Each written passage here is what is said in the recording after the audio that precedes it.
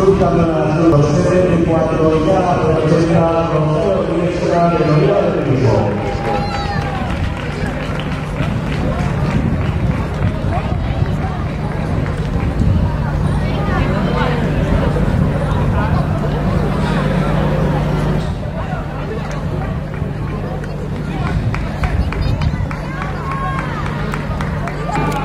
Bien, compañeros,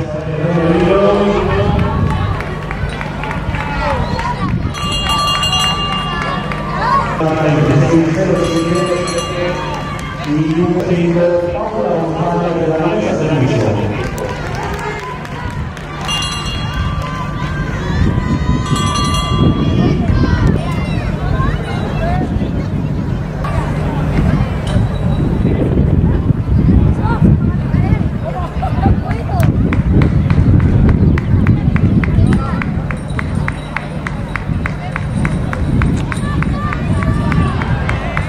Resultados de la caballería infantil femenina, primera de Asturias, Sevillana, primera del Piso, 28-7,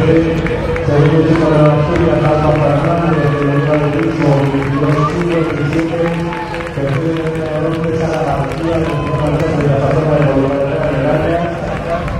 cuarta Canalación de la Unidad del Piso, 28, quinta de 25, sexta Paula Rodríguez, de la Unidad del Piso, 29-41, séptima Reina de